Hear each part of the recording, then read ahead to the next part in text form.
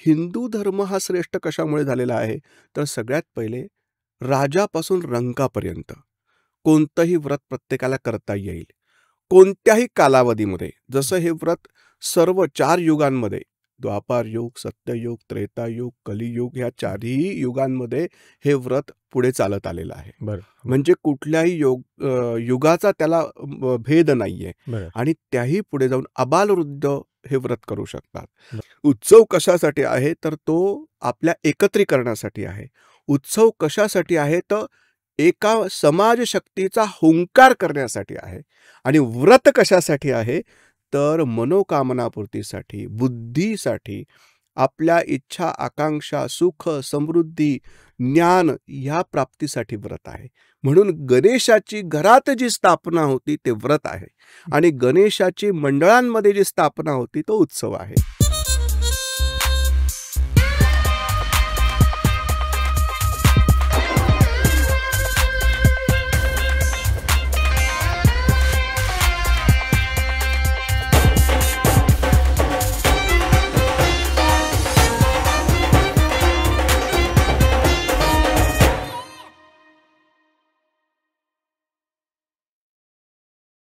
नमस्कार.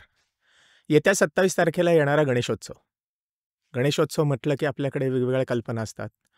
कोणी मूर्ती याच्यावर भर देतो, कोणी उत्सव याच्यावर भर देतो, कोणी सेलिब्रेशन म्हणून भर देतो. ढोल, ताशे, सामाजिक उपक्रम, वेगवेगळ्या प्रकारे साजरा करण्याच्या पद्धती, वेगवेगळ्या ठिकाणी वेगवेगळ्या मूर्त्यांच्या हाईट्स, वेगवेगळ्या ठिकाणी वेगवेगळ्या प्रकारे साजरे होणारे गणेशोत्सव, असे अनेक गणेशोत्सवाबाबतीतल्या आपल्या भावना त्याच्याशी निगडीत आहेत. काही इमोशनल पण असतात, मनोकामना पूर्ण करणाऱ्या गणपती असतात, मूर्त्यांशी रिलेटेड आपल्या काही कल्पना असतात, पूजेशी रिलेटेड आपल्याला काही कल्पना असतात. वेगवेगळ्या प्रकारे साजरा होतो, मग ते योग्य अयोग्य, 1.5 दिवसाचा गणपती, 10 दिवसाचा गणपती, काही ठिकाणी गौरी पूजनाबरोबर विसर्जित होणारा गणपती, असे अनेक वेगवेगळे प्रकारे आपण साजरा करत असतो.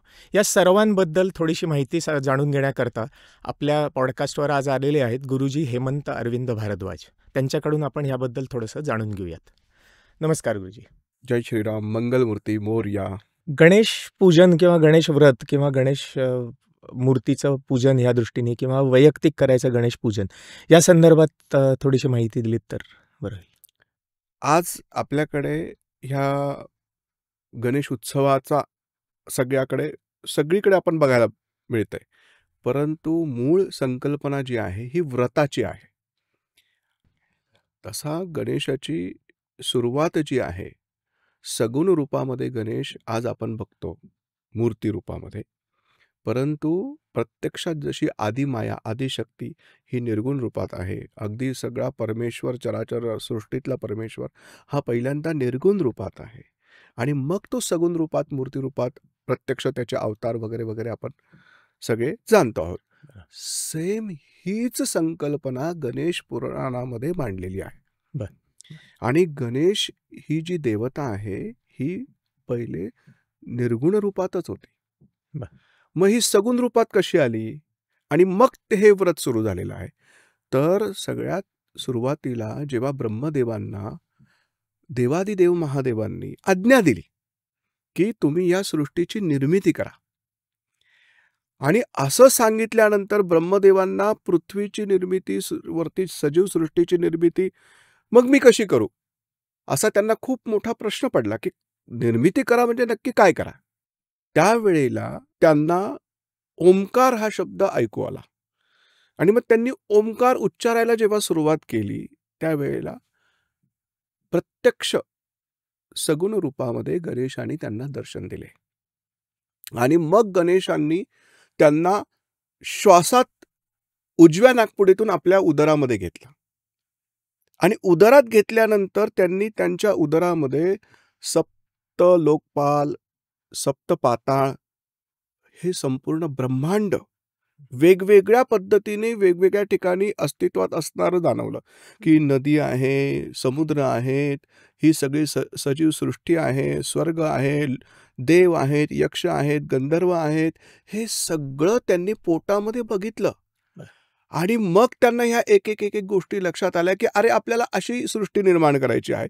आणि मग हे संपूर्ण समजल्यावर त्यांनी गणेशाला प्रार्थना केली, की आता मला बाहेर यायचं आहे. त्यावेळेला डाव्या नागपुडीतून ब्रह्मदेवांना गणेशांनी बाहेर बाहेर. घेतलं. हं. आणि बाहेर घेतल्यानंतर आता तुम्ही सृष्टी निर्मिती करा म्हणून सांगितलं. हं. त्यावेळेला पुन्हा ब्रह्मदेवांना थोडा अहंकार झाला. आणि मीच या सर्व गोष्टीचा कर्ता-करविता आहे असं मनात वाटलं आणि त्यांनी सृष्टी निर्माण करायला सुरुवात केली. त्यांना अनंत अडचणी यायला लागल्या आणि ते पुन्हा त्या गोष्टीत आहे तिथेच पुढे जाताच येईना. मग त्यावेळेला पुन्हा त्यांनी गणेशाची आराधना केली आणि गणेशाची आराधना ज्यावेळेस केली त्यावेळेला गणेशाने ती बुद्धी त्यांना प्रदान केली. म्हणजे आज आपण जी बुद्धीची देवता गणेश म्हणतो त्या ठिकाणी ब्रह्मदेवांना सुद्धा बुद्धिदाता कोण आहे? तर गणेश आहे. मग त्यांनी विष्णूंच्या कानामध्ये प्रवेश केला. विष्णूंच्या कानात प्रवेश करून त्यांना विष्णू भगवान महाविष्णूंच्या सुद्धा शरीरामध्ये असेच ब्रह्मांड जाणवले. मग महादेवांच्या कानामध्ये प्रवेश केला. तिथेही त्यांना असेच सगळे ब्रह्मांड जाणवले आणि ही सगळी संकल्पना त्यांनी त्यांच्या बुद्धीत ती साठवली आणि मग तिथून ते बाहेर पडल्यानंतर त्यांनी या पृथ्वीची निर्मिती करायला सुरुवात केली. म्हणजे बुद्धिदाता कोण आहे? तर गणेश आहे. बरं. मग आता हा बुद्धिदाता गणेश आहे इथपर्यंत सगळ्या म्हणजे ब्रह्मदेवांना लक्षात आलं होतं. सजीव सृष्टी निर्माण झाली.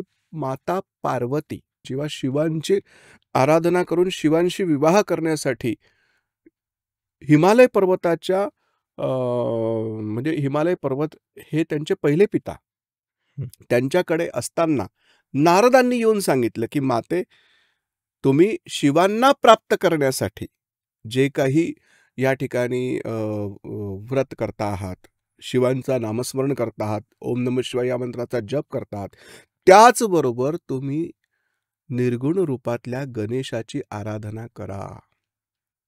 आणि मग पहिल्यांदा नारदांनी आज आपण हे भाद्रपद चतुर्थीचं जे व्रत सुरू केलेलं आहे, हे व्रत हं. भाद्रपद चतुर्थी ते भाद्रपद अनंत अनंत चतुर्दशीपर्यंत बरोबर. हे 10 दिवसांचं व्रत तुम्ही करा. मग हे 10 दिवसांचं व्रत कसं करा? हे नारदांनी पार्वती मातेंना सांगितलं. त्यांनी ते केलं आणि त्यानंतर शिवाची प्राप्ती झालेली आहे. आपल्याला वाटतं की गणेश ही देवता माता पार्वतींनी ज्या विनायकाची स्थापना केली आणि असं तर ते जी कथा आहे हं. तो कथाभाग पुढे आलेला आहे. परंतु बरं. पहिले निर्गुण रूपातल्या गणेशाची उपासना माता पार्वतींनी केली. हे व्रत पहिल्यांदा त्यांनी केलं आणि त्या व्रतात त्यांना गणेश हे गजमुखामध्येच दृष्टीपथात आलेले आहे. मग या ठिकाणी हे व्रत कसं केलेलं आहे? तर काही नाही, प्रातःकाळी उठून आपण नित्यकर्म करून त्यांनी गणेशाची स्थापना करून ओम गणेशाय नमः, ओम गणपतये नमः या मंत्राची पूजा अर्चा आणि पंचोपचारे पूजा, नैवेद्य जो काही आपण आज नैवेद्य दाखवतो मोदकांचा तसाच मिष्टान्नाचा नैवेद्य दाखवून असं सकाळ संध्याकाळ आराधना 10 दिवस केली. पण म्हणजे पूजनामध्ये हे एवढंच बेसिक आहे. बेसिक ह्या 10 दिवसांच्या व्रतामध्ये हे बेसिक आहे. बरं. आणि अशाच पद्धतीचं व्रत तुम्ही करत राहा असं नारदांनी सांगितलं. पुढेही बरं. त्यांनी अनेक वर्ष हे व्रत केलं. नंतर मध्ये काही काळ असा गेला की त्यांना ह्या व्रताचा विसर पडला. बरं. मग पुढे त्यांना जेव्हा पुत्रप्राप्तीची इच्छा निर्माण झाली त्यावेळेला पुन्हा नारदांनी आठवण दिली की तुम्ही जे काही विवाहापूर्वी गणेश व्रत केले आहे, भाद्रपद चतुर्थीचे गणेश व्रत जे केलेले आहे ते तुम्ही पुन्हा सुरू करा.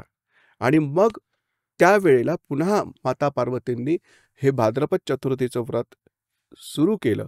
10 दिवस हे व्रत केल्यानंतर आज बघा आपण 10 दिवस रोज सकाळ संध्याकाळ गणेशाची आराधना करतो, पूजा अर्चा करतो आणि आपल्या सगळीकडे अवतीभोवती वातावरणामध्ये गणेशमय वातावरण झालेलं असतं. अगदी आपल्या घरामध्ये, आपल्या आजूबाजूच्या परिसरामध्ये गणेशमय वातावरण झालेलं असतं. तसंच अगदी त्यावेळेला कैलास पर्वतावरती तशी परिस्थिती निर्माण झाली. पण मग यांनी मध्ये व्रताचा विसर पडला होता आणि परत सुरू केला होता. याचा अर्थ आपल्याला सुद्धा असं वाटलं की आता मला नाही जमत आहे, तर समजा काही कारणास्तव बंद झालंय तर परत सुरू करायला काहीच हे नसावं. निश्चित आपल्याकडे हिंदू धर्मामध्ये असे व्रतवैकल्य सांगितलेले आहे की हिंदू धर्म हा श्रेष्ठ कशामुळे झालेला आहे? तर सगळ्यात पहिले राजापासून रंकापर्यंत कोणतंही व्रत प्रत्येकाला करता येईल. कोणत्याही कालावधीमध्ये जसं हे व्रत सर्व 4 युगांमध्ये द्वापार युग, सत्ययुग, त्रेतायुग, कलियुग ह्या 4ही युगांमध्ये हे व्रत पुढे चालत आलेलं आहे. बरं. म्हणजे कुठल्याही युगाचा त्याला भेद नाहीये बरं. आणि त्याही पुढे जाऊन अबालवृद्ध हे व्रत करू शकतात. बरं. हा त्याच्यामध्ये अत्यंत महत्त्वाचा भाग आहे आणि त्याही पुढे जाऊन हे व्रत आपली मनोकामनापूर्तीसाठी आहे. बरं. बरं. इच्छापूर्तीसाठी आहे. सुख समृद्धी आणि आपल्या असणाऱ्या ज्या काही क्षणिक इच्छा आहेत. आता ज्या वेळेला आपण गृहस्थ जीवनामध्ये काही क्षणिक इच्छा, पार्वती माता गृहस्थ जीवनातच होत्या. बरं. त्यांना ती क्षणिक इच्छा ज्या वेळेला निर्माण झाली की मला पुत्र प्राप्ती व्हावी, बरं. मला शिवांसारखे पती प्राप्त व्हावे, त्यावेळेला त्यांनी हे व्रत, असेच व्रत आपल्याकडे आहे. म्हणूनच आपला हिंदू धर्म श्रेष्ठ आहे. मग त्याला कोणत्याही काळाचा भेद नाही. बरं. मग ज्या वेळेला पुन्हा नारदांनी तशी आठवण दिल्यानंतर 10 दिवस हे व्रत ज्यावेळेस करत असताना पुढे 10 दिवसांनंतर माता पार्वतीला जळी स्थळी काष्टी पाशाने गणेशच दिसायला लागले. बरं. आणि मग आता त्यांना राहावेना. मग अशी जेव्हा परिस्थिती निर्माण झाली त्यावेळेला स्नानासाठी माता पार्वतीला जायचं होतं. आणि आज आपण स्नानासाठी जसं विविध साबण, शॅम्पू वगैरे जसे उटण्यावर. आता वापरतो, तसं त्यावेळेला पुरातन वैदिक काळामध्ये उटणं असं आपण म्हणू शकतो किंवा लेप, चंदनाचा लेप किंवा एक स्नानासाठी असणारा लेप त्यांनी तो तयार केला. आता तो तयार कसा केला, तर आज आपण एक छोटासा साबण घेतो स्नानासाठी, कारण आपण मनुष्य आहोत. बरं. आता इथे थोडासा आपण मुळाशी जाऊया, बुद्धीचा विचार करूया. मनुष्याची बुद्धी आणि मनुष्याचा देह केवढा आहे, तर आज आपला जो आपल्या समोर दिसतो आहे तो आहे. तसं त्या काळामध्ये यक्ष होते, गंधर्व होते, देव होते, राक्षस होते. बरं. प्रत्येकाची बुद्धिमत्ता वेगवेगळी आणि त्याच्या शरीराचा भाग पण वेगवेगळा आहे. बरं. मग आता ज्या वेळेला हीच स्नानासाठी कोणी गंधर्व जात असतील, तर ते सुवर्ण कलशामध्ये किंवा सुवर्णाच्या पात्रामध्ये तो लेप करतील. बरं. तेच जर का देव जात असतील, तर त्या अमृताच्या सारखा काहीतरी तिथे असा आयुर्वेदिक लेप तयार करतील. बरं. तर माता पार्वतीने आपले गण जे आहेत, म्हणजे शिवांचे जे गण आहेत, भूत, प्रेत, पिशाच, शाकिनी, डाकिनी, भैरव, कुष्मांड, नंदी, शृंगी, भृंगी, हे सगळे जे काही आहे, वीरभद्र, अशापैकी कोणीतरी ते त्यांचे सेवेकरी असतील, त्यांना सांगितलं की तुम्ही माझ्या स्नानाला जायचं आहे तर लेप तयार करा. तर त्यावेळेला गोमय आणि मृत्तिका हे मुख्य घटक आपल्या ह्या स्नानाच्या लेपामध्ये होते. मग त्यांनी गोमय म्हणजे गोमातेचं शेण, त्याच्यामध्ये थोडंफार गोमूत्र, त्याच्यामध्ये मृत्तिका आणि चंदन, रक्तचंदन, केशर अशा प्रकारचे काही आयुर्वेदिक जडीबुटी एकत्र केल्या. परंतु इथे बुद्धीचा फरक आहे. ते भूतप्रेत असुर जर असेल तर असुर काय करणार, तर मोठ्या भांड्यामध्ये तो लेप तयार करणार, कारण असुराचा विचार आणि त्याचा जो काही शरीराचा आभा आहे ती एवढी मोठी आहे. बरं. तसं हे भूतप्रेतांना फक्त मातेने आज्ञा दिली आहे. त्यांच्याकडे ती बुद्धी नाही की अरे स्नानासाठी केवढा लेप करायचा, तर छोट्या भांड्यामध्ये लेप करावा लागेल, एका बाउलमध्ये करावा लागेल. बरं. त्यांनी आपला मोठ्या पात्रामध्ये तो लेप तयार केला. बरं. आता माता पार्वतीला तो प्रश्न पडला असणार की एवढ्या लेपाचं मी करू काय, मला तर लागणार आहे एवढा लेप. बरं. बऱ्याच ठिकाणी असं केलेलं आहे की माता पार्वतीनी आपल्या मुळापासून, तर मुळात कैलासात माता पार्वती राहत होत्या. कैलासामध्ये किती शरीर शुद्ध असणार आहे, बरं. मग तिथे मळ निर्माण होणं हा भागच नाही. बरं. तर जो लेप तयार केला होता त्या लेपातून पहिले मृत्तिका, म्हणजे तिथे मृत्तिका म्हटलेला आहे, बरं. त्या लेपाची पहिले मूर्ती तयार केली.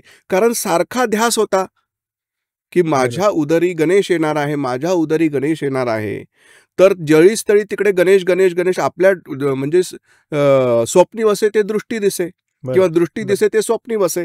बरं. जे आपण विचार करतो ते स्वप्नात दिसतं. मग त्यांना त्या लेपाविषयी, आणि मग त्या स्नानाला गेल्या आहेत असं सगळीकडे चरित्र ग्रंथात आलेलं आहे. बरं. मग आलेल्या जो लेप आहे त्या लेपाची पहिले त्यांनी मूर्ती तयार केली.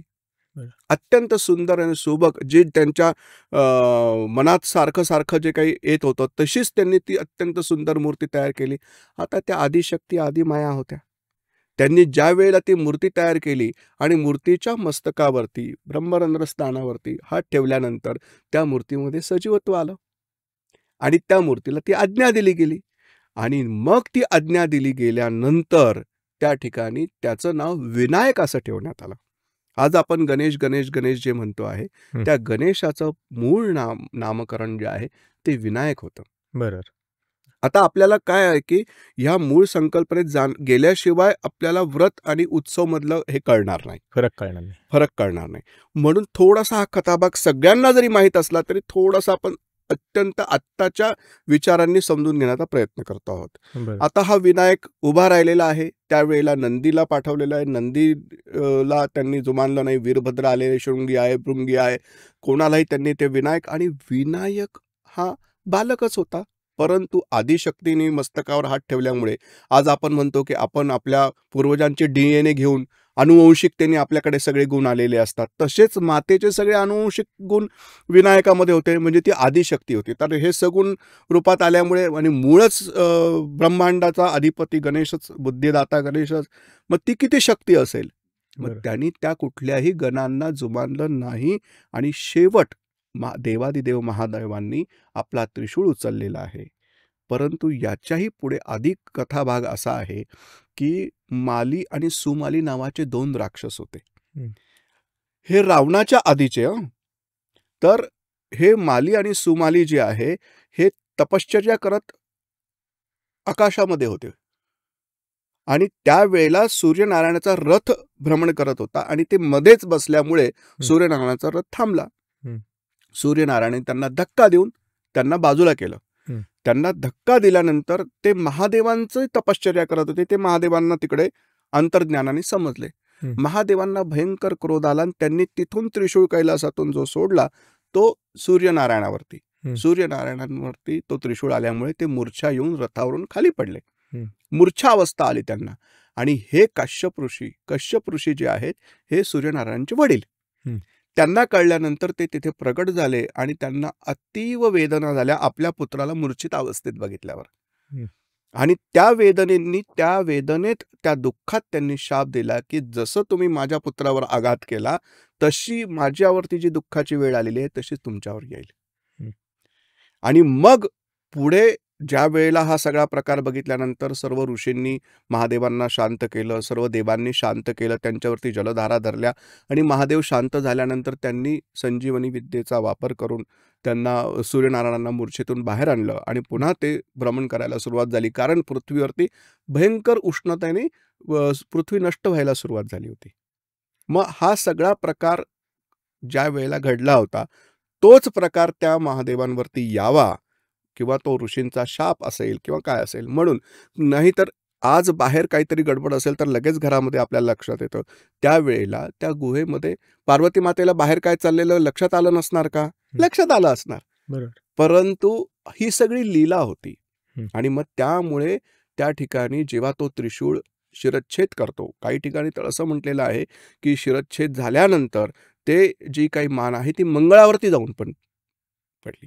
आणि ज्या वेळेला तो छेद झालेला आहे ते बघितल्यानंतर पार्वती मातेला अतीव दुःख आणि पार्वती मातेचं अतीव दुःख पाहून महादेवांना ते अतीव दुःख झालेलं आहे.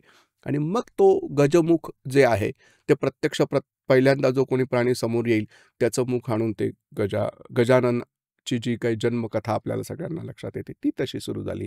आणि मग बुद्धिदाता गणेशाची अशी जर का भाद्रपद चतुर्थीला कोणी मृत्तिक स्वरूपामध्ये स्थापना करून 10 दिवस त्याचं जर पूजन केलं तर त्या घरातील सर्व विघ्न हे एक प्रकारचं विघ्न आलं होतं.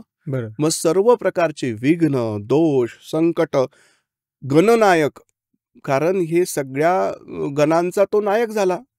महादेवांनी त्यांना ती हे दिली, पदवी दिली की आजपासून याला गणनायक. आणि आपल्याला इंट्रोडक्शन गणनायकाचं कुठं झालेलं आहे की पार्वती मातेला स्नानगृहामध्ये त्या गेलेल्या असताना ते बाहेर द्वारपाल म्हणून होते.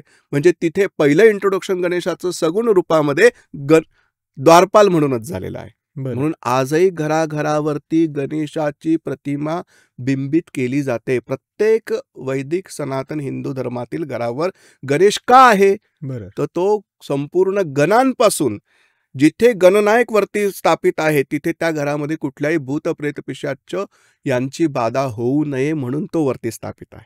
बरं, आणि बरं. मग हे भाद्रपद चतुर्थीचं व्रत केल्यानंतर पुढे वर्षभर तुमच्या घरामध्ये कुठलेही अरिष्ट येणार नाही, कुठल्याही संकट येणार नाही, तुमच्या मनोकामना पूर्ण होतील. पण मग म्हणून ह्याला अनादी काळापासून प्रत्येकाने घरामध्ये गणेश व्रत करावं, अशी सगळीकडे संकल्पना वैदिक काळापासून आली आणि ती आस्थागायत होती. आपल्या ज्या काही पूर्वज आहेत त्यांनी संपूर्णपणे संगोपन त्या व्रताचं केलं, परंपरा जपली. आज आपण खूप छान स्थितीमध्ये आहे. मग हे व्रत म्हणून आपल्या घरामध्ये आजही साजरं केलं जातं. त्या व्रताच्या पाठीमागे सगळ्यात मुख्य त्याची रिझल्ट्स जो असेल तो म्हणजे आपली पुढची पिढी जी आपल्या घरामध्ये बालक आहेत त्यांना बुद्धी प्रदान. पण मग आपण व्रत करतो त्याचा आणि उत्सव म्हणून जे होतं त्याचा तसा काही एकमेकांशी संबंध नाहीये. नाही, काय झालं की पुढे आपण जेव्हा पारतंत्र्य काळामध्ये होतो त्यावेळेला लोकमान्य टिळकांनी समाजाचं एकत्रीकरण करण्यासाठी या व्रताला उत्सवाचं स्वरूप दिलं. आपल्या वैदिक शास्त्रामध्ये कुठेही उत्सव नाही, व्रतच सांगितलेलं आहे. बरं. परंतु उत्सव ज्या वेळेला आपण साजरा करायला सुरुवात केली तेव्हा समाज एकत्र यायला लागला. समाज एकत्र आल्यामुळे पुढे आपल्याला स्वातंत्र्य लढा मोठ्या प्रमाणावरती इंग्रजांना त्याला तोंड देता आलं आणि पुढे आपण ते स्वातंत्र्य मिळवलं सुद्धा. म्हणजे उत्सव कशासाठी आहे तर तो आनंदासाठी आहे. उत्सव कशासाठी आहे तर तो आपल्या एकत्रीकरणासाठी आहे. उत्सव कशासाठी आहे तर एका समाजशक्तीचा हुंकार करण्यासाठी आहे. आणि व्रत कशासाठी आहे तर मनोकामनापूर्तीसाठी, बुद्धीसाठी, आपल्या इच्छा, आकांक्षा, सुख, समृद्धी, ज्ञान ह्या प्राप्तीसाठी व्रत आहे. म्हणून गणेशाची घरात जी स्थापना होती ते व्रत आहे आणि गणेशाची मंडळांमध्ये जी स्थापना होती तो उत्सव आहे. परंतु आता याचं विडंबन कसं झालंय ते तुम्हाला सांगतो. घराघरांमध्ये सुद्धा व्रताऐवजी उत्सव साजरा व्हायला लागला. बरं, तुम्ही बरं. व्रताऐवजी उत्सव साजरा करायला लागले आणि त्या ठिकाणी फक्त आनंद मिळतो, सुख, समृद्धी, बुद्धी याचा त्या ठिकाणी लोप होतो आहे. माझी या आपल्या चॅनलच्या माध्यमातून सर्व दर्शकांना एक विनंती आहे की आपल्या घरामध्ये तुम्ही व्रत साजरं करा. बरं. त्या व्रताला थोडासा उत्सवाचा वलय निर्माण झालं तर चालेल, पण जास्तीत जास्त व्रताकडे कॉन्सन्ट्रेट व्हा. आणि व्रताकडे कॉन्सन्ट्रेट व्हायचं असेल, व्रताकडे एकाग्रता तुम्हाला करायची असेल तर तिथे सुरुवातच मूळ गणेशाची गोमय गणेशापासून स्थापनेपासून आहे. मग बरं. गोमय गणेशाची मूर्ती तुम्ही स्थापित करा आणि सकाळ संध्याकाळ तुम्ही नित्यपूजा आजही जशी करतात तशीच करा. याला कुठलाही भेद नाहीये. कोणाच्या राजापासून रंकापर्यंत यांनी करावी त्यांनी करू नये, यांच्या घरात 2च लोक आहेत, त्यांच्या घरात 5च लोक आहेत, याला शिवाशिव असा कुठलाही इथे भेद नाहीये. गणेश ही मुळात 16 ओळ्यातली देवता आहे, परंतु केव्हा मंदिरात असेल तेव्हा. बरं. परंतु ह्या 10 दिवसांमध्ये 16 ओळं असं काहीही सांगितलेलं नाही. कारण आपल्याकडे असं सांगितलेलं आहे की 2 सूतक आहेत. एक जनन सूतक आणि एक मृत सूतक. बरं. म्हणजे घरामध्ये बालकाचा जन्म झाल्यानंतर 10 दिवस पाळलं जातं ते सूतक. म्हणजे त्यावेळेला आपण देवपूजा करायची नसते, मंदिरात दर्शनाला जायचं नसतं किंवा कोणी बरं. मृत झाल्यानंतर. बरं. पण जनन सूतक हे आनंदाने पाळलं जातं आणि मृत सूतकाला थोडंसं आपल्याला दुःख वेदना असतात. बरं. मग बरं. जनन सूतक जे आहे तर त्यावेळेला आपल्याला सगळे येऊन शुभेच्छा देत असतात. अरे तुमच्या घरी बालकाचा जन्म झालेला आहे, कन्येचा जन्म बरं. झालेला आहे. बरं. तो आनंदाचा क्षण असतो. त्याला कुठलाही भेद नाहीये. बरं. फक्त त्या ठिकाणी पूजन नाही. तर ते 10 दिवस बालक म्हणजे प्रत्यक्ष गणेश सगुण रूपात जेव्हा आले तर ते भाद्रपद चतुर्थी स्वाती नक्षत्रावरती. तर ते जनन सूतक म्हणून आपण त्या दिवशी तेव्हा 10 दिवस आपल्याला सोहळं नसतं. हां, म्हणून कोणीही पूजा करू म्हणून शकतं. बालकांपासून अबालवृद्धांपासून कोणीही भगवंताची सहजतेने पूजा करू शकतो. याच्यात कुठलाही भेद नाहीये. आपल्याला वाटतं की अरे शास्त्रात असं सांगितलेलं आहे, तसं सांगितलेलं आहे, मी हे केलं तर माझ्याकडून चूक झाली तर मला मग ते गणेश देवता काहीतरी कोप होईल. आपल्या घरामध्ये सगळी ती भीती निर्माण होते. परंतु तसं करू नका. गणेशाने त्यावेळेस आपले सगळे नियम शिथिल केलेले आहे आपल्या भक्तांसाठी. आणि ह्या 10 दिवसात तुम्हाला मनोभावे अंतःकरणपूर्वक जशी सेवा करता येईल तशी सेवा करा. पण व्रत करताना मृत्तिका गोमय गणेशाची स्थापना करा. हा व्रताच्या आचारसंहितेतला पहिला मुद्दा आहे. पण मग आपण जे आता वेगवेगळ्या प्रकारच्या, वेगवेगळ्या आकाराच्या, साइजेसच्या, वेगवेगळ्या गोष्टींपासून बनवलेल्या म्हणजे प्लास्टर ऑफ पॅरिस किंवा इथं शाडूच्या मातीच्या वगैरे मूर्त्या असतील. या घरात सुद्धा आपण त्याच प्रकारच्या मूर्त्या वापरतो. उत्सव म्हणून जेव्हा सार्वजनिक होतात त्याही त्याच प्रकारच्या मूर्त्या वापरल्या जातात. त्याचं विसर्जन केल्यानंतर नीट विसर्जन होत नाही. ह्या सगळ्याचा विचार करता जे तुम्ही म्हणताय की गोमयापासून बनवलेली मूर्ती हे केली पाहिजे. व्रतासाठी गोमय गणेश, मृत्तिका गणेश सांगितलेला आहे. बरं. आणि उत्सवासाठी तुम्ही काय करताय त्याला काही आपण सांगू शकत नाही. मग उत्सवासाठी मग म्हणून तुम्ही काही करू उत्सवासाठी शकता. तुम्ही प्लॅस्टर ऑफ पॅरिसची मूर्ती करा, ती तुम्ही शाडूच्या मातीची करा, किंवा आता बऱ्याच जण कागदाच्या लगद्यापासून वगैरे पण मूर्ती तयार करता आहेत. परंतु व्रत जर करायचं असेल तर व्रताची आचारसंहितेत पहिला नियम जी आहे ती मृत्तिका, आणि मृत्तिका पूर्णपणे जर मूर्ती केली तर ती उलते, म्हणजे तिला चिरा पडतात. मग तसं होऊ नये म्हणून आपल्या अनादी काळापासून गोमय गणेशाची स्थापना, म्हणजे माती आणि शेण एकत्र करून गणेश मूर्तीची स्थापना करावी असं सांगितलंय. म्हणजे घराघरात गोमय गणेश स्थापन जर केला तर त्या व्रताची फलश्रुती तुम्हाला उत्तम आहे किंवा ते फळ मिळेल. नाहीतर तो प्लॅस्टर ऑफ पॅरिसची मूर्ती करून तुम्ही उत्सव साजरा करतात, ते व्रत साजरा करत नाही. मग जर आपल्या घरात गोमय गणेश स्थापित झाला तर मात्र ते व्रत आहे. बाकीच्या सगळ्या ज्या काही तुम्हाला सांगितलं की शास्त्रात असं सांगितलंय दुर्वाच वाहा आणि मोदकच द्या, हे सगळे आपल्या इच्छा आहेत की गणेशाला दुर्वा वाहिली गेली पाहिजे, गणेशाला लाल फूल वाहिलं गेलं पाहिजे, शास्त्रात आहे वाहा, पण हे वाहिलंच पाहिजे असं नाही. अगदी तुम्ही तंदूल म्हणजे अक्षदा हातात घ्या, काही तुमच्याजवळ नसेल, गणेशाची स्थापना गोमय गणेशाची स्थापना केलेली असेल आणि नुसते तांदूळ तुम्ही ह्या तुमच्या हातात घेऊन या बोटांमध्ये गणेशाला सकल अलंकार पूजनार्थे अक्षतान समर्पयामी, दुर्वा पूजनार्थे अक्षतान समर्पयामी असं म्हणून जरी अक्षत वाहिले तरीही तुमचं व्रत पूर्ण होतं. परंतु काय होतंय की आज घरोघरात प्लॅस्टर ऑफ पॅरिसच्या किंवा इतर प्रकारे मूर्ती तयार केल्या गेल्यामुळे ते व्रत लोप होतो आहे. आणि त्या व्रत लोपामुळे कोणालाही गणेश उत्सवात किंवा व्रतात जी फलश्रुती हवी आहे ती मिळत नाहीये. घरात सुद्धा हल्ली उत्सवच होतोय असं तुमचं म्हणणं? करेक्ट. जो बाहेर मंडळांमध्ये उत्सव साजरा केला जातो तोच उत्सव घरात व्हायला लागलेला आहे. जिथे तिथे व्रताचा लोप झालेला आहे, जिथे तिथे उत्सवांमध्ये सुद्धा काय झालेलं आहे, आपल्यावरती एवढे आक्रमण झाले, एवढे आपली अवस्था कठीण झाली देशाची, धर्माची, तरीही आपल्या पूर्वजांनी व्रतच केलं. परंतु गेल्या 60-70 वर्षांमध्ये पीओपीच्या मूर्ती आल्या. 70 ते 75 वर्ष झाले असतील की पीओपीच्या मूर्ती आल्या, आणि पीओपीच्या मूर्ती आल्यापासून सगळ्या या व्रताचा लोप झालेला आहे. प्लॅस्टर ऑफ पॅरिसची मूर्ती तुम्ही त्या व्रतासाठी वापरू नका. आपल्या धर्मामध्ये कुठल्याही पूजनाचं संकलन, मग त्याचं मेंटेनन्स आणि मग त्याचं डिस्पोजिंग म्हणजे विसर्जन, या तिन्ही ठिकाणी इको फ्रेंडलीच वस्तू वापरायला सांगितल्या. आज तुम्ही पूजनात सगळ्या वस्तू घ्या, कुठल्याही पूजन घ्या, गणेश पूजन घ्या, सत्यनारायण पूजन घ्या, कोणताही यज्ञ याग घ्या, त्याच्यातल्या सगळ्या ज्या शास्त्रात दिलेल्या वस्तू जर वापरल्या तर त्या सगळ्या वस्तू इको फ्रेंडली आहेत. प्रत्येक वस्तूचं संकलन सोपं आहे, त्याचं मेंटेनन्स सोपं आहे आणि त्याचं डिस्पोजिंग सोपं आहे. अगदी सुपारी जगात कुठेही मिळते, नारळ जगात कुठेही मिळतं, विड्याचं पान आपल्या युनिव्हर्सल, हे सगळे पूजा साहित्य जे आहेत ना, हे कुठेही सहज उपलब्ध होतील. महाराष्ट्रातच असं नाही, कुठेही भारतात कन्याकुमारीपासून आपण म्हणतो जसं चारही टोकाला सगळ्या गोष्टी सहज उपलब्ध होतात.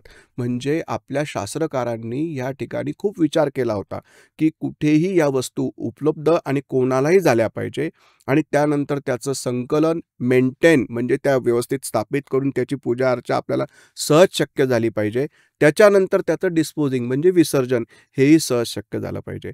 परंतु आता ह्या सगळ्या आधुनिक युगाच्या काळामध्ये आणि आपण डेकोरेशन आणि प्रदर्शनाच्या हव्यासापोटी, आणि ते एक आपल्याकडे जो काही आपण म्हणूया की सगळीकडे ह्याच गोष्टीचा उहापोह होतो आहे, डेकोरेशन माझं कसं जास्तीत जास्त चांगलं होईल याची जी स्पर्धा लागलेली आहे, या स्पर्धेमुळे आणि या स्टेटस, माझा गणपती मोठा, माझा गणपती खूप छान, माझ्या गणपतीला मी हे अलंकार घातले, माझ्या गणेशाची मी अशी पूजा केली. हे स्टेटससाठी लोकं उत्सव साजरा करतायत. तर स्टेटससाठी उत्सव साजरा करू नका. व्रत साजरं करा आणि व्रताची फलश्रुती घ्या. तुम्ही सांगितलं पार्वती मातेने हे व्रत केलं होतं. तसं अजून कोणी व्रत केल्याचा उल्लेख कुठे आहे? निश्चितच. पार्वती मातेने विवाहाच्या आधी पण व्रत केलं, विवाहाच्या नंतर पण व्रत केलं बरं. आणि त्यानंतर पुढे तारकासुराचा वध देवादिदेव महादेवांनी केला. त्यावेळेला सूक्ष्म रूपामध्ये पार्वती माता हिमगिरी पर्वतावरती आल्या आणि त्या ठिकाणी पुन्हा एकदा हे व्रत केलं. बरं. म्हणजे असं पार्वती मातेने 3दा व्रत केल्याचं उल्लेख आहे. उल्लेख गणेश पुराणामध्ये आहे. बरं. त्यानंतर साक्षात प्रभू रामचंद्रांनी हे व्रत केलं. बरं. याचाही उल्लेख अगदी नाशिक क्षेत्री, पंचवटी क्षेत्री ज्यावेळेला सीता मातेला रावणाने पळवून दिलं आणि ती सुखरूप राहावी, त्यावेळेला प्रभू रामचंद्रांनी सुद्धा हे व्रत केलं. नंतर साक्षात श्रीकृष्ण भगवंतांनी सुद्धा हे व्रत केलं. बरं. नंतर पांडवांनी सुद्धा हे व्रत केलं. युधिष्ठिराने वगैरे पुढे हे व्रत केलं. याचाही उल्लेख महाभारत काळामध्ये आहे. बरं. हे व्रत तसं सांगताना आत्ता आपल्याला गणेश पुराण वगैरे हे पहिले ब्रह्मदेवांनी व्यासांना सांगितलं. मग व्यासांनी पुढे हे 18 पुराणं लिहित असताना गणेश पुराण म्हणजे मुद्गल पुराणाचे जेव्हा लिखाण सुरू केलं, त्यावेळेला पहिले ब्रह्मदेवांनी हे सर्व गणेश पुराण व्यासांना सांगितलं. व्यासांनी नंतर पुढे गणेशाकडून हे लिहून घेतलं गेलेलं आहे. म्हणजे त्या अनादी काळापासून ही व्रत महिमा चालत आलेली आहे.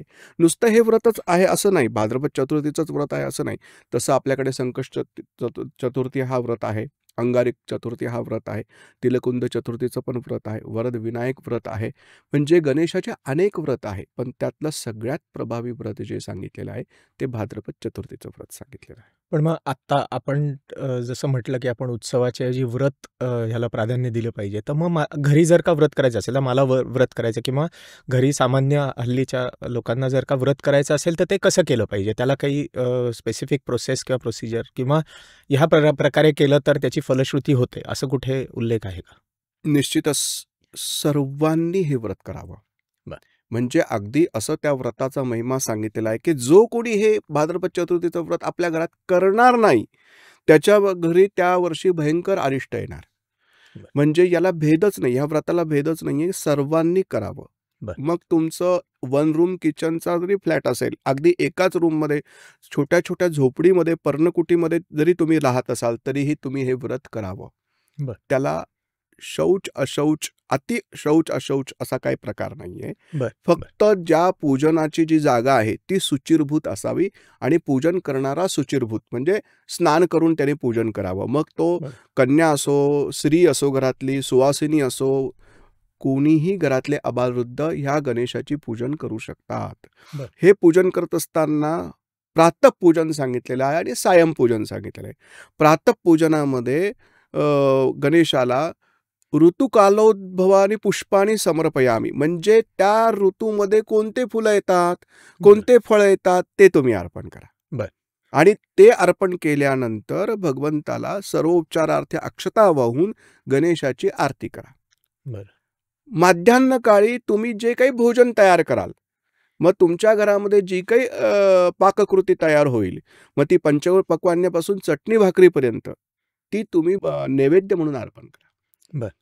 त्यानंतर सायंकाळी गोरज मुहूर्तावरती जेव्हा तुम्ही तुमचे कार्य संपन्न करून बाहेर येईल, जे काही आपला उद्योग व्यवसाय उदरनिर्वाहासाठी असेल तो पूर्ण करून घरी आल्यावर सुचिरभूत होऊन, म्हणजे पुन्हा स्नान करून घरातल्या सुवासिनीनी, छोट्या कन्येनी, बालकानी किंवा घरातल्या मुख्य पुरुषांनी जरी हे पुन्हा गणेशाचं पूजन करावं, पुन्हा ऋतुकालोद्भव पुष्प व्हावे, ऋतुकालोद्भव फळाचा नैवेद्य दाखवावा आणि आरती करावी.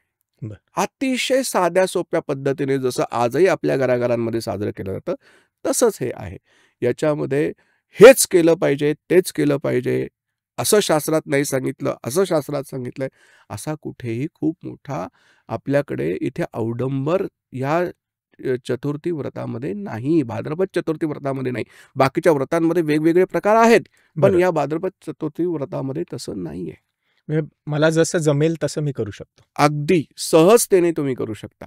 फक्त मूर्ती मूर्तीवरती कॉन्सन्ट्रेट सगळ्यांनी करायला पाहिजे. गोमय मृत्तिका गणेश घरात स्थापन केला पाहिजे. पण मग मृत्तिका गोमय गणेश मूर्ती जी आपण म्हणतो आहे, त्या मूर्तीचं एक तर ती अवेलेबिलिटी हा एक प्रश्न येतो आणि दुसरं मला ते नाही आहे, तर त्याला पर्याय म्हणून मी काही करू शकतो असं आहे? आज ठरवून गणेशाची मूर्ती घेतली जाते. बरं. आधी आपण 4-4 महिने, 6-6 महिने गणेशाची मूर्ती निश्चित करतो, की नाही आम्हाला असा गणेश हवा आहे. बरं. जर तुम्ही तुमच्या मूर्तिकारांना सांगितलं, की आम्हाला गोमय मृत्तिका गणेश हवा आहे, हं. तर तसा तुम्ही डिमांड केली तर तसा तुम्हाला सप्लाय होईल. आज बरं. आम्ही पुण्यामध्ये ही गोष्ट गेले 2 ते 5 वर्ष हा प्रकार आम्ही सुरू केलेला आहे आणि बरं. बऱ्याच ठिकाणी आमच्याकडे गोमय गणेश मूर्ती मिळते आहे. बरं. माझ्याकडे एक मी तुम्हाला आपल्या दर्शकांना दाखवण्यासाठी मूर्ती आणलेली आहे. हे बघा, अतिशय सुंदर आणि सुबक आणि अतिशय मनमोहक ही मूर्ती आहे. बरं. ह्या मूर्तीकडे तुम्हाला बघितल्यानंतर ना, की पूजना, आराधना ह्या तुमच्या संकल्पना पूर्ण होतील. बरं. आता ही गोमय गणेश मूर्ती आहे. जास्तीत जास्त शेण आणि आपली साधी मातीचा उपयोग करून तयार केलेली आहे. याला रंगकाम करताना सुद्धा आपल्या कारागिरांनी, आपल्या स्वयंसेवकांनी या ठिकाणी हळदीचा रंग दिलेला आहे, बरं. कुंकवाचा रंग दिलेला आहे, चुन्याचा वापर केलेला आहे, बरं. गेरूचा वापर केलेला आहे. म्हणजे या ठिकाणी निर्मिती सुद्धा सोपी आहे. बरं. निर्मितीनंतर याचं मेंटेन सुद्धा सोपं आहे. बऱ्याच वेळेला गणेश उत्सवात मला फोन येतात, की आमच्या मूर्तीचा त्रिशूळ भंग पावला, बरं. मूर्तीचा हात निखळून पडला. बरं. तर ज्या वेळेला ही एकसंध मूर्ती आहे, वजनाने सुद्धा ही हलकी होते. गोमय गणेश असल्यामुळे हा वजनाने सुद्धा बघा मी एका हातात सहज पकडलेली ही बरं. मूर्ती आहे. बरं. तर ही वजनाला सुद्धा तेवढी हलकी आहे. एकसंध असल्यामुळे हात निखळून पडणार आहेत, उद्या काही आयुध निखळून पडणार आहेत, असं होणार नाही. बरं. आता हे झालं आता पुण्यात अवेलेबिलिटी आहे. त्यामुळे पुण्यात गोमय गणेशच्या स्थापनेच्या दृष्टीने आपण असं म्हणू गेले शकतो, की 5 वर्ष मी हा खूप प्रयत्न करतो आहे. मी जिथे-जिथे मॅन्युफॅक्चरिंग गणेशांचं चालतं, त्या ठिकाणी जाऊन त्यांना ही मी विनंती करतोय. या गोष्टी त्यांना अवेलेबल करून देतो आहे. येणाऱ्या 2 ते 5 वर्षात प्रत्येकाकडे, प्रत्येक शहरामध्ये हा गोमय गणेश पोहोचवणं हा आमचा उद्देश आहे आणि आम्ही पोहोचवणार आहोत. पण तुम्ही डिमांड करा. दर्शकांना आणि भक्तांना माझी ही विनंती आहे, की तुम्ही जर गोमय गणेशाची मागणी केली, तर नक्कीच तुम्हाला ती प्राप्त होईल. गोमय मूर्तीचा खूप ठिकाणी पोहोचवण्याचा आपला प्रयत्न आहेच. जेव्हा सगळीकडे पोहोचेल तेव्हा उत्तमच होईल. पण अजूनही किंवा आत्ता जिथे मिळत नाही किंवा जिथे अवेलेबल नाही आहे, मग त्यांना पर्याय काय आहे? गोमयाच्या गणेश मूर्तीच्या ऐवजी दुसरं काय हे करता येऊ शकेल, प्रस्थापित करता येऊ शकेल? अगदी छान प्रश्न विचारला. आता बघा, पार्वती मातेनी गोमय गणेश तयार केला. गोमय मृत्तिका गणेश तयार केला. बरोबर. पार्वती मातेनी इतका सुबक गणेश तयार केला असेल का हो? तिच्या ह्याच्यानुसार त्यांनी केलं आपल्या असेल. संकल्पनेनुसार किंवा त्यानंतर प्रभू रामचंद्रांनी किंवा त्यानंतर पांडवांनी, बरोबर. त्यानंतर आपल्या पूर्वजांनी. बरोबर. आपल्या पूर्वजांनी घरातच मृत्तिका गणेश तयार केलेला आहे, गोमय मृत्तिका गणेश. बरं. मग तो इतका सुबक होता का हो? तर आपल्या अवतीभोवती कुठेही शेतातील लाल माती, काळी माती घ्या, त्याच्यामध्ये निम्म्याला निम्म गोमय एकत्र करा. बरं. आजही 10 ते 15 दिवस आपल्याकडे आहेत. 2 ते 3 दिवसात, एकच दिवसात, मी तर म्हणतो 24 तासात गोमय गणेश ही मूर्ती पूर्णपणे ड्राय होते, बरं. वाळते. बरं. बरं. आणि मग त्यावरती तुम्ही सरळ जो अवतीभोवती गेरू रंग जो मिळतो किंवा हळद कुंकाचा आम्ही आता तयार केला, असा रंग तुम्ही तसा घरातल्या घरात तयार करू शकता. आणि याला स्वयंभू गणेशाची संकल्पना आहे. बरोबर. म्हणजे स्वयंभू मूर्तीला जसं नाक, कान, डोळे असलेच पाहिजे असं नसतं. बरं. स्वयंभू गणेश किंवा स्वयंभू कोणतीही मूर्ती ही मूळ स्वरूप एक पाषाण रूप असते. बरोबर. तशी ही गोमय गणेश मूर्ती तुम्ही फक्त अवतीभोवती मिळणारा गोमय, अवतीभोवती मिळणारी माती व्यवस्थित तिला बारीक करून, एकत्र करून, घट्टपणे एक करायला गेले, मारुती झाला, गणपती, आपण नेहमी ती म्हण ऐकतो की नाही? बरोबर. मग बरोबर. तोच प्रकार या ठिकाणी आहे. बरोबर. तुम्हाला सहज कुठेही गोमय अवेलेबल होणार आहे. बरं. गोमय याचा अर्थ शेण. बरोबर. हे तुम्हाला कुठेही अवेलेबल होणार आहे. अगदी बरोबर. माती अवतीभोवती लाल माती, काळी माती कुठेही आपल्याला अवेलेबल होती. बरोबर. तुम्हाला किती मोठी करायची तेवढा मोठा शेणाचा आणि मातीचा गोळा एकत्र करा बरोबर. आणि व्यवस्थित तुम्हाला जसे कान, नाक, डोळे करता येईल तसे करा, नाही तर सरळ तुम्ही एक नुसता शाळुंका तयार करा बरोबर. आणि त्याला तुम्ही डोळे तुमच्या पद्धतीने पेंट केले तरी चालतील. बरं, आणि तसंही अष्टविनायक जर आपण बघितले तर त्यांचं स्वरूप जे आहे ते अगदी तशाच बरोबर प्रकारचं बोललात आहे. तुम्ही. अष्टविनायकांच्या मूर्ती तुम्ही बघा, हं. त्या स्वरूपात सुद्धा तुम्ही तुमच्या घरात गणेश स्थापित करू शकता. बरं. बाहेर शेंदूर कुठेही मिळतो, तो बरोबर. शेंद्री रंग त्या मूर्तीला तुम्ही द्या. बरं. तुमची अष्टविनायक गणेशापैकी एक मूर्ती झाली. तो थेऊर असेल, चिंतामणी असेल, बरं. रांजणगावचा असेल. बरोबर. म्हणजे ही संकल्पना सहज राबवता येईल बरं. आणि त्यासाठी एकतर ते इको फ्रेंडली तर होईल, ते व्रतात तर बसेल. बरोबर. त्यानंतर आज मूर्तींची किंमत काय आहे? बरोबर. ते म्हणजे पॉकेट फ्रेंडली पण होईल ॲक्चुअली. हो, म्हणजे तुम्हाला आर्थिक दृष्टीने सुद्धा ते पॉसिबल होईल. तुम्ही व्रताचं जे मगाशी सांगितलंत, की सकाळी पूजन आणि संध्याकाळी पूजन आणि दुपारी जो काय घरात बनेल त्याचा नैवेद्य. ही एवढी सोपी प्रोसेस आहे. त्याच्याच बरोबर अजून ज्याला आपण म्हणू कुठलं आता पठण हे आहे बघा, किंवा असं काही. बाहेर जाणारे जे काही आहे व्यावसायिक दृष्टिकोनातून, त्यांना हे शक्य नाही. परंतु घरातील काही आपल्या माता भगिनी आहेत, त्यांना काही गोष्टी करता येऊ शकतात, की ओम गणेशाय नमः या मंत्राचा जप करू शकता, संकटनाशन स्तोत्राचं आवर्तन करू शकता, बरं. अथर्व शीर्षाचे आवर्तन करू शकतात किंवा माझ्याकडे तुम्हाला काही ग्रंथ आहेत, त्याचा तुम्ही विचार करू शकता. एक अतिशय सुंदर गणेश पुराण कथासार म्हणून बाहेर कुठल्याही धार्मिक पुस्तकांमध्ये हे मिळतं. बरं. हे पुस्तक तुम्ही घरी घेऊन आलात आणि रोज एक 5 पेजेस जरी वाचले, 10 पेजेस तुम्हाला जसा वेळ आहे तरी वाचलं, तरी गणेशाच्या संपूर्ण जीवनकथेचा सार तुम्हाला याच्यातून मिळणार आहे. बरं. म्हणजे काहींना शक्य असेल तर त्यांनी हे कथासार वाचावं. त्याच्यानंतर याला श्री चिंतामणी विजय नाव आहे. बरं. हा सुद्धा बरं. धार्मिक पुस्तकांमध्ये मिळतो. याचेही तुम्ही 1 अध्याय, 2 अध्याय पठण करू शकता आणि याही पुढे आपल्या घरातील जे ज्येष्ठ नागरिक आहे, तर त्यांनी जर गणेश पुराण जे आहे, हे गणेश पुराण जर का तुम्ही आपल्या घरात त्या 10 दिवसांमध्ये वाचन केलं आणि त्यातल्या छोट्या-छोट्या गोष्टी आपल्या बालकांना सांगितल्या. आपल्या चॅनलच्या माध्यमातून मी 10 दिवस वेगवेगळ्या गोष्टी सांगणार आहेतच. परंतु तरीही आपल्या घरात जर का आपल्या घरातल्या बालकांना ह्या गोष्टी सांगितल्या, तर गणेशाविषयी अधिक माहिती, याला स्वाध्याय आपल्या धर्मामध्ये म्हटलेला आहे. हा स्वाध्याय आपल्याकडे होईल. मुलांनी ओम गणेशाय नमः या मंत्राचा जप करावा. आपल्या घरातील ज्येष्ठांनी ओम गंग गणपते नमः या मंत्राचा जप करावा. अशा पद्धतीने सेवा आपण करू शकतो. ओम गणपते नमः आणि ओम गणेशाय नमः 2 ह्याच्यामध्ये फरक? ओम गंग गणपते नमः या ठिकाणी हा थोडासा वैदिक किंवा वेदोक्त मंत्र होईल. बरं. यासाठी मग तुम्हाला थोडंसं ज्याला आपण म्हणतो पवित्रता असणं गरजेचं आहे. परंतु ओम गणेशाय नमः हा पौराणिक मंत्र होतो. त्यामुळे यासाठी बालकाने ज्या वेळेला वेळ त्याला शाळेची वगैरे त्याचा स्कूलचा वेळ असेल, त्यानुसार त्याने तो नुसता गणेशासमोर म्हटला किंवा बालकांना हाच मंत्र सांगितलाय, ओम गणेशाय नमः, ओम श्री गणेशाय नमः असा सुद्धा तुम्ही जप करू शकता. बरं. हा बालकांनी करावा, कारण बुद्धीची देवता गणेश आहे आणि बालकांसाठीच हे व्रत सांगितलेलं आहे असं म्हटलं तरी चालेल. आता ह्या व्रताच्या बाबतीत तुम्ही सांगितलंत, की तसं सोपी आहे. कसं खूप काही त्याला कॉम्प्लिकेशन्स नाही आहेत किंवा खूप काही केलंच पाहिजे असं हे नाही आहे. पण तरीसुद्धा त्यातून सुद्धा अजून कन्व्हिनियन्स म्हणून लोकं 1.5 दिवसाचा गणपती, काही जण 5 दिवसाचा गणपती असा कन्व्हिनियन्सनुसार हे करतात. तर ते कितपत योग्य आहे किंवा त्याबद्दल तुमचं काय म्हणणं आहे?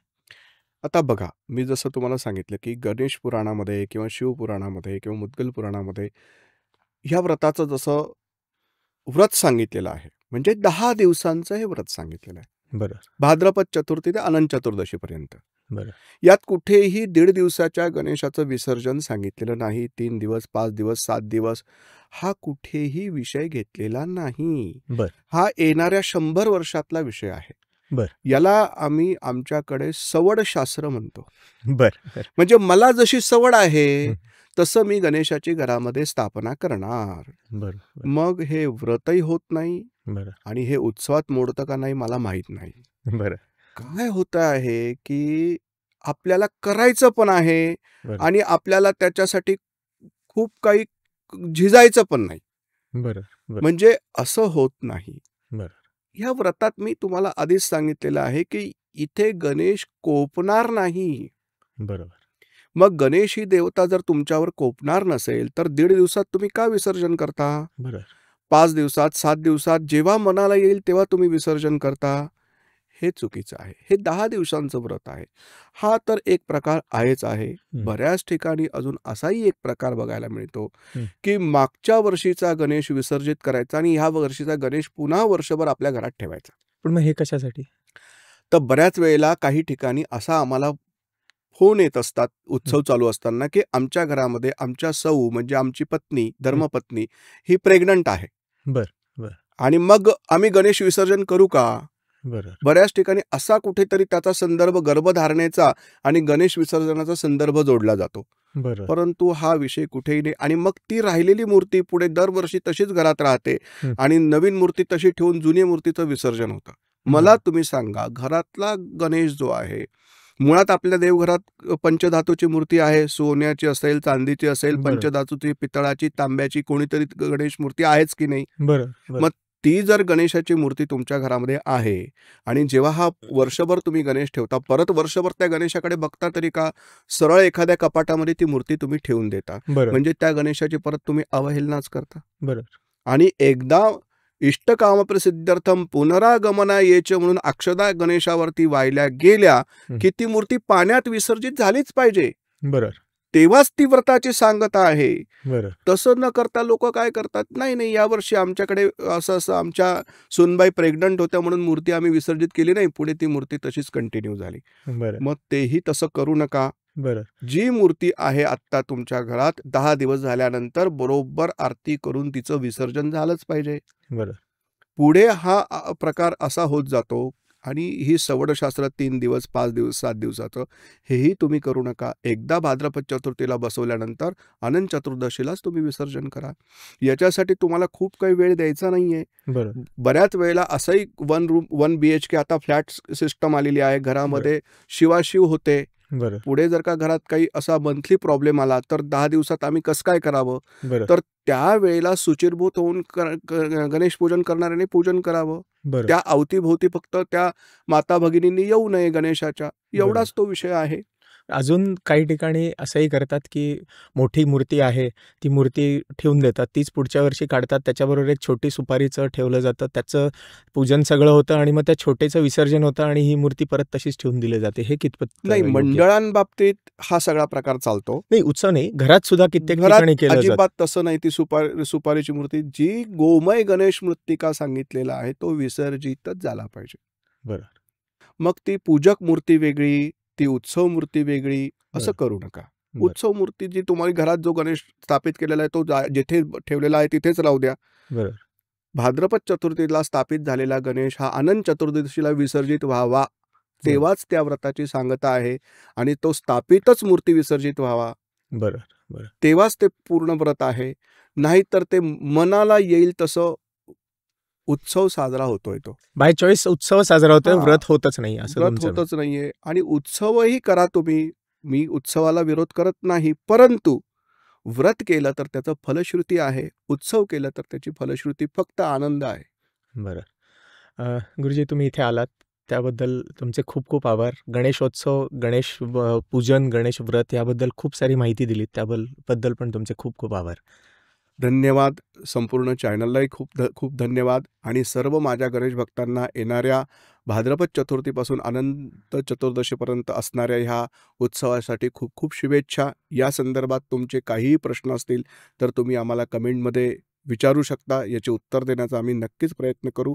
आणि मी सांगितले तसे व्रत उत्सव साजरा करण्याचा प्रयत्न करा. मंगलमूर्ती मोरया. जय श्रीराम. तर मित्रांनो, गणेश पूजन आणि गणेशोत्सव यामधला फरक आता आपल्या लक्षात आलेलाच असेल. वैयक्तिक पातळीवर गणेश पूजन आपण केले पाहिजे. फलश्रुती, मनोकामना यासाठी ते फायदेशीर आहे. सामाजिक कार्यक्रमात भाग घेऊन, सामाजिक गणेशोत्सवात भाग घेऊन आपण उत्सव तसाही साजरा करतच असतो. गणेशोत्सव साजरा करायचा, गणेश पूजन करायचा हा ज्याचा त्याचा वैयक्तिक प्रश्न आहे. पण वैयक्तिक पातळीवर पूजन करणं हे खूप फलदायी आहे. याच्यासाठी आपण त्याचा प्रयत्न नक्कीच केला पाहिजे. शिवाय आधी करत नव्हतात म्हणून आता केलं पाहिजे का? काहीच हरकत नाही. शुभश्रीग्रम सुरू करा. या आणि अशा अनेक पॉडकास्टसाठी तुम्ही बघत राहा वॉट स्टुडिओचा YouTube channel. Like, share, subscribe नक्की करा. आणि ऑफकोर्स हा पॉडकास्ट बघत राहा ज्याचं नाव आहे व्हॉट्सअप.